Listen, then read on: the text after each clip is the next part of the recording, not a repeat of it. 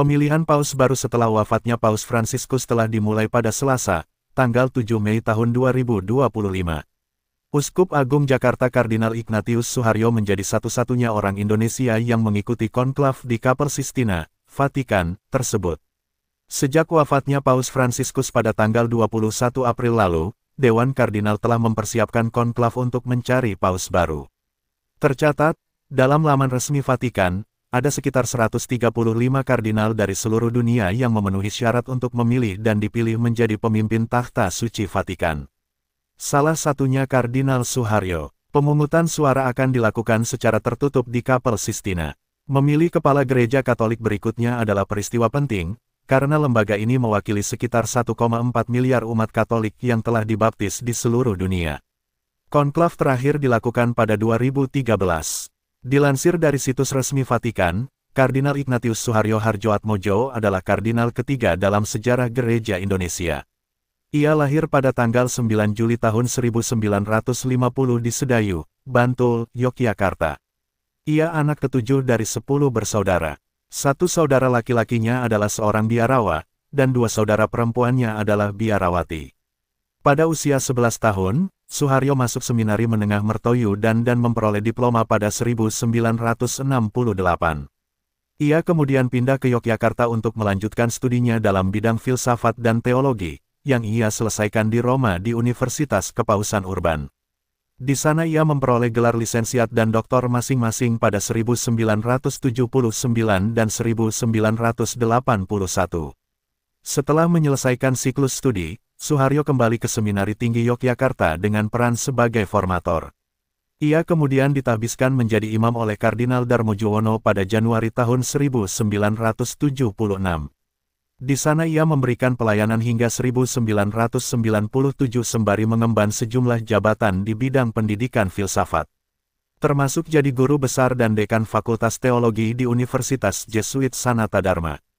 Suharyo kemudian diangkat sebagai Uskup Agung Semarang oleh Yohanes Paulus II pada tanggal 21 April tahun 1997, dan menerima pentahbisan uskup dari Kardinal Julius Darmaatmadja pada tanggal 22 Agustus tahun 1997. Ia memilih motto Serviens Domino Cum Omni Humilitate yang berarti melayani Tuhan dengan segala kerendahan hati. Slogan ini diambilnya dari Kisah Para Rasul.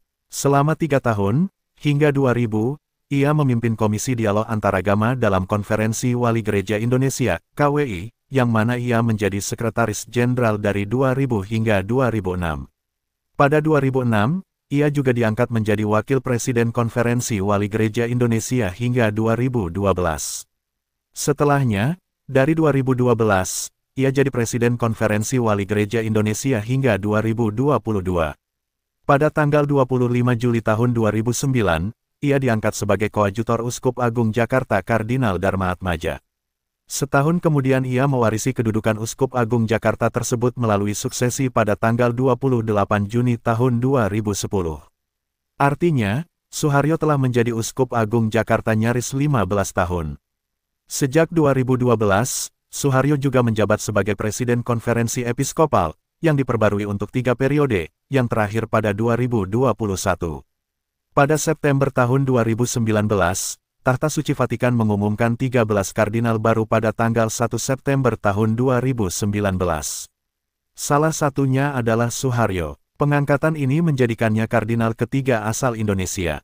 Sebelumnya, ada mendiang Uskup Agung Semarang Justinus Darmojowono yang dilantik menjadi kardinal pada 1967 dan Uskup Agung Jakarta periode tahun 1996 sampai tahun 2010, Darmaatmadja, yang menjadi kardinal pada 1994. Namun kabar gembira itu sebetulnya mendebarkan hati Suharyo. Saat menerima kabar penunjukan dirinya menjadi kardinal pada awal September tahun 2019 itu, pria yang saat itu berusia 69 tahun ini mengaku terkejut dan tidak siap. Kedudukan itu, kata dia, bukan main-main. Apalagi terkait tanggung jawab moral yang harus dipikul. Gara-gara memikirkan hal itulah tekanan darah imam kelahiran Sedayu, Bantul, Yogyakarta, ini melonjak hingga angka 170. Tapi Suharyo tak dapat menolak penunjukan yang merupakan hak prerogatif Sri Paus itu. Berbeda dengan jabatan uskup yang ada masa pensiunnya, jabatan kardinal melekat seumur hidup. Kardinal juga tak memiliki wilayah kekuasaan, layaknya seorang pastor paroki atau uskup. Setelah resmi memakai jubah merah pakaian kardinal, Suharyo bertugas menjadi asisten dan penasihat dekat Paus. Toh, meski begitu, Ignatius menegaskan, ia tetap akan menjalankan tugasnya sebagai uskup di Jakarta, ordinaris militer, dan ketua konferensi wali gereja Indonesia. Namun Suharyo mengaku tidak berambisi untuk menjadi paus. Dia mengatakan, menjadi paus bukanlah peningkatan jenjang karir. Menurut Suharyo, orang yang bercita-cita menjadi paus justru bukan pribadi yang bijak. Dia bercerita, ada satu pepatah yang terkenal di kalangan kardinal perihal luaran konklav. Kalau masuk sebagai calon paus, keluar nanti sebagai kardinal. Maksudnya, dipilih menjadi paus itu bukan ambisi, katanya. Dia mengatakan pemilihan paus berbeda dengan pemilihan kepala negara pada umumnya. Menurut dia, keterpilihan seseorang menjadi paus bukan karena memperoleh suara terbanyak dari para kardinal.